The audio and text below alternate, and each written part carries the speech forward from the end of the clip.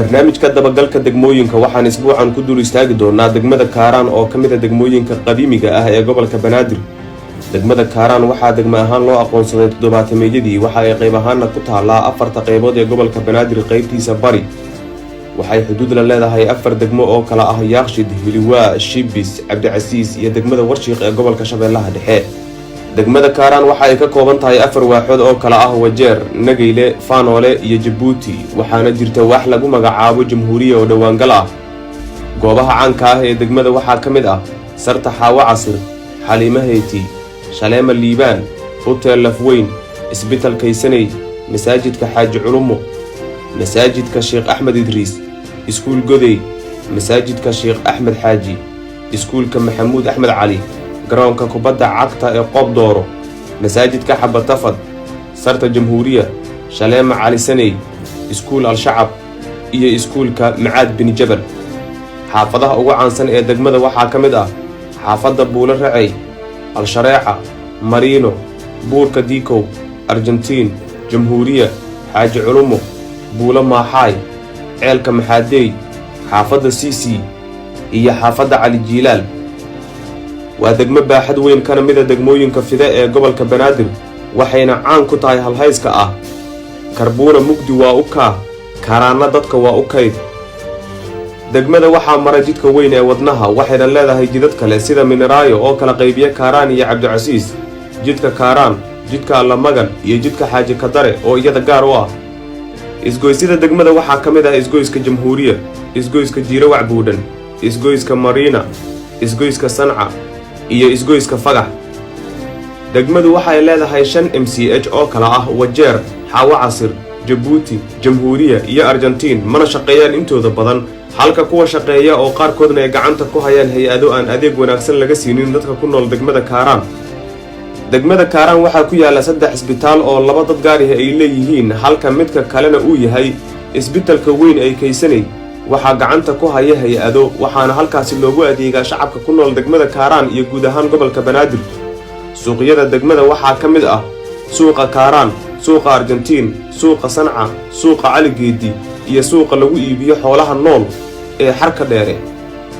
gudoomiyaha degmada waa Abshir Maxamed Maxamuud oo loo yaqaano Abshir Kaaraan.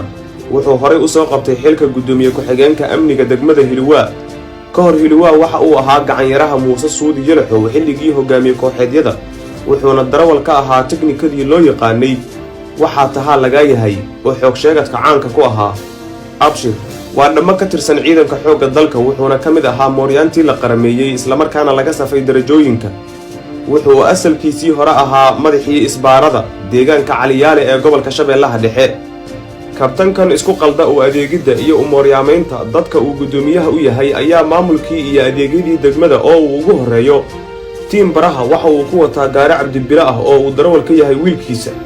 wuxuuna qof walba oo degmada warqad uga baahda ku qasban yahay inuu arko ama ilaashado midabka iyo nooca gaariga uu saaran yahay gudoomiyaha ee tiim baraha lagu dul sido.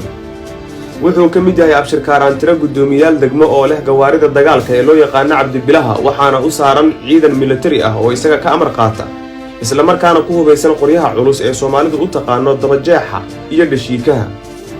Abshir oo in muddaha ku noolaa dalka isku tagga Imaaraadka Carabta ayaa 2014 dib ugu soo laabtay Soomaaliya, waxaana gudoomiye ku-xigeenka degmada Hiliwaa u magacaabay duqii hore ee Muqdisho Xasan Maxamed Xuseen Muungaab. kadib Allah u naxariistay injineer Yuriisow ayaa gudoomiyaha degmada Kaaraan u magacaabay. Abshir waxa uu qaab xooga uga degan yahay degmada uu gudoomiyaha ka yahay ee Kaaraan, guri ay leeyihiin dad shacab ah, wuxuuna degmada ka samaystay koox burcadbuleed ah oo ay isla baadaan dhulka degmada, waxaana kooxdaas gudoomiye u ah nin magaciisa lagu soo koobay Joore. gudoomiyahan cabashada ay ka yihiin dadka ku nool degmada uu gudoomiyaha ka yahay ayaa sidoo kala diray kooxdii fanka ee degmada oo lagu magacaabi jiray Bariga Banaadir, waxaana kooxdaas aasaasay gudoomiyihii isaga ka horeeyay ee Axmed Yalaxow. wuxuu sidoo kala diray kooxdii kubadda cagta ee degmada Kaaraan oo uga qayb gali jirtay tartanka degmooyinka gobolka Banaadir, isagoo koox cusub ka keensaday degmada Balcad ee gobolka Shabeellaha Dhexe. wuxuu samaystay dalaal u iibgeeya macaawinada degmada la keeno ee loogu talagalay dadka masaakiinta ah. sida uu dabagalku ogaaday, waxaa hawshaas u qaabilsan nin lagu magacaabo Bashiir Sheekh Cali Suufi oo ku xiran ganacsatada suuq Bacaad. gudoomiye ku-xigeenka siyaasadda degmada waa Liibaan Geedi, waxa uu degan yahay degmada Dharkinley oo markiisii horeba uu uga yimid degmada Kaaraan. Deeqo Shiiqow Xasan waa gudoomiye ku-xigeenka amniga wuxuu degan yahay degmada Kaaraan. gudoomiye ku-xigeenka arrimaha bulshada waa haweeney lagu magacaabo Sawda Maxamed Gaabow waxa ay ka tirsan tahay xoogga wadaniyiinta waana gabar toos ugu xiran taliyaha nabad sugidda Soomaaliya Fahad Yaasiin. 2 toddobaad ka hor ayuu dabagalka ogaaday inay soo degtay degmada Kaaraan. Sawda iyo Abshir ayaa ah labada ugu saameynta badan ee degmada.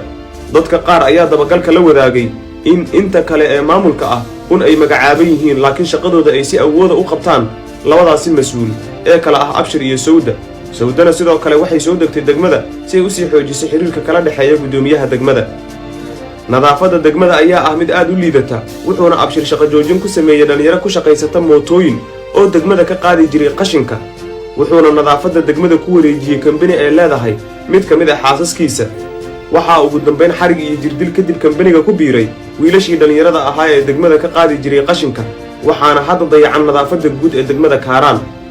degmada Kaaraan weli lagama hirgelin interlooga jidcadayaasha oo inta badan degmooyinka kale ee gobolka Banaadir la gaarsiiyay. waxaa dansan dhammaan leerarka cadceedda ku shaqeeya ee jidadka degmada.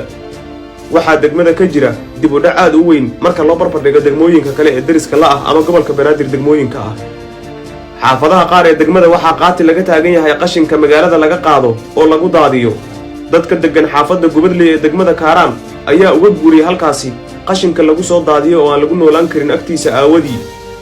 gudoomiyaha degmada ayaa waqtigiisa ugu badan ku baxsha dhulalka la isku haysto ee degmada, kuwa la kala iibsanayo iyo kuwa aan sharciga lahayn ee u baahan in sharci loo sameeyo, taas oo dadka deegaanka qaarkood ay dabagalka u sheegeen in uu ka qaato lacago aad u fara badan. tacadiyada kale ee degmada Kaaraan ka jira waxaa ka mid ah in dad shacab ah oo aan la wargelin laga dudumiyo guryahooda.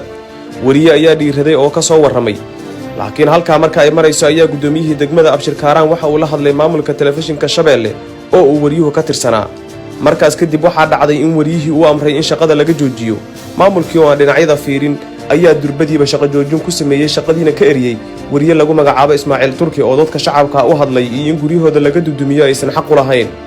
taasi waxa ay ka dhigan tahay in maamulka degmada Kaaraan halkii la rabay inuu ku mashquulo gudaha degmada iyo wax ka qabashada guud ahaan cabashooyinka iyo horumarada jira in laga shaqeeyo uu ku mashquulsan yahay faafreebidda warbaahinta madaxa bannaan. sidaas daraaddeedna codkooda lagu eriyayo wariyaasha.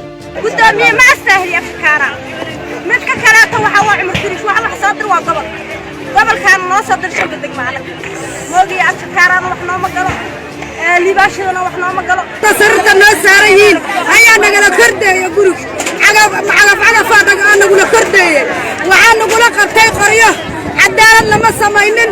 Cumar Tirish ka dooni mayno saati dooni mayno mana rabno waxa wado shaqana ku malin qabiilowna sameeyay qabiil maasha Allah ma baano. canshuurta suuqyada degmada ka soo xaroota waxaa ku heshiiyay taliyaha booliska degmada Liibaan Shidare, askarta soo ururisa iyo gudoomiyaha degmada. canshuurta guryaha degmada ayay ciidanku ka qaadaan lacag ka badan midda laga rabo, iyagoona boonada ku qora lacagta ay ka qaadeen dadka degmada mid ka yar. waana qorshe uu og yahay gudoomiyaha degmada ee Abshir Kaaraan. taliyaha booliska degmadu waa Liibaan Shidare wuxuuna ka mid yahay tiro taliyayaal booliis degmo oo laga safay darajo aysan ku mutaysan shaqo, khibrad iyo tababar. wuxuuna degan yahay degmada Yaaqshid. wiilkan oo xiriirka adag ee ku dhisan aan wada qaraabano uu kala dhaxeeyo gudoomiyaha degmada Kaaraan ayaan waxba ka ogeyn amniga degmada uu mas'uulka ka yahay, wuxuuna ka fiirsadaa danihiisa gaarka ah. taliye Liibaan iyo gudoomiye Abshir ayaa xeerta degmada waxay ka soo dejiyaan qaad aysan ogeyn dawladda inteeda kale, waxayna ku qaataan soo xareynta qaadkaasi qandaraas lacageed oo aad u fara badan, waxayna ilaaliyaan amnigiisa ilaa uu galo magaalada Muqdisho qaybaheeda kala duwan. amniga degmada ayaa ah mid liita waxaana la isku dilaa aana qabiil oo mararka qaar ay qayb ka qaataan sida ay dadka deegaanku sheegeen ilaalada gudoomiyaha degmada Kaaraan. dhowaan ayay ahayd markii uu askari ilaalo u ah Abshir oo ah gudoomiyaha degmada uu dilay wiil isagu uu dhalay kadib muran soo kala dhex galay. maalin cad ayay askar ku labisan dariiska ciidanka dawladdu waxa ay 2 qof oo shacab ku dileen suuqa degmada Kaaraan. dabagalka ayaa soo ogaaday in dilkaasi uu ahaa aana qabiil, taasoo muujinaysa heerka amni xumo qayb ka mid ah ee degmada Kaaraan ka taagan.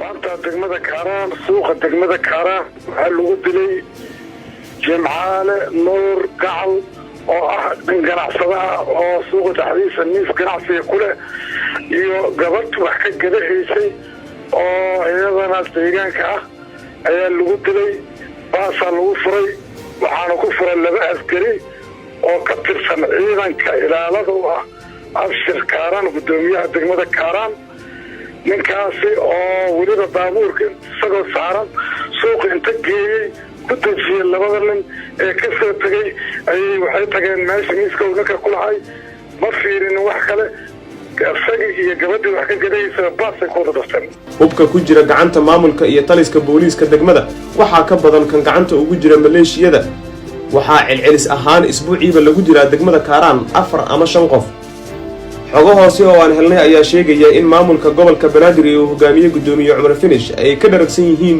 waxa ka socda degmada Kaaraan balse aysan awoodin wax ka qabashada dhibka haysta dadka degmada Kaaraan dhalinyarada degmada qaarkood oo la soo xiriiray barnaamijka dabagalka ayaa u sheegay in degmadu ay u baahan tahay hoggaan u adeega bulshada suga amniga degmadana ka dabageeya asaageeda marka loo eego degmooyinka kale ee gobolka Banaadir dib u dhaca Kaaraan ka muuqda iyo horumarada ay hiigsanayaan degmooyinka kale ee la midka ah Kaaraan dadka ku dhaqan degmada Kaaraan waxa isugu darsamay adeegii bulshada oo aan jirin amni oo aysan haysan mugdiga habeenkii ah canshuurtii oo laga qaado maamulka degmada oo mooryaannimo kula dhaqma ciidan wata dariiska ciidanka dawladda oo dadka shacabka isaga dhex dila degmada Kaaraan MCA-jadii degmada oo aan shaqo fiican u qaban dadka degmada go'aanada degmada oo gacanta ugu jira hal qoys isboortiskii degmadu caanka ku ahayd oo fadhiid noqday garoonkii qoob dooro oo uu ku socdo dhismo aan dhammaad lahayn jidadkii degmada oo qashin buux dhaafiyay dhul boob baahsan oo ka socda degmada iyo maamulka gobolka Banaadir oo intaas oo dhan ka warqaba fiirsanayana isugeynta tacadiga guud ee ka jira degmada Kaaraan ee ciidamadu geysanayaan maamulkana raali ka yahay gobolka Banaadirna isha ka fiirsanayo ayaa dadka degmada baahidooda koobaadi waxa ay tahay uuna ku talinayaa barnaamijkan dabagalka in degmadu ay hesho isbedel maamul si looga baxo dhibaatooyinka taagan dadka ku nool degmada Kaaraan ay u helaan adeeg dawladeed oo aan lagu sidan cabdibilaha lagu waardiyeeyo gudoomiyaha degmada ee Abshir Kaaraan Calaada Muumin barnaamijka dabagalka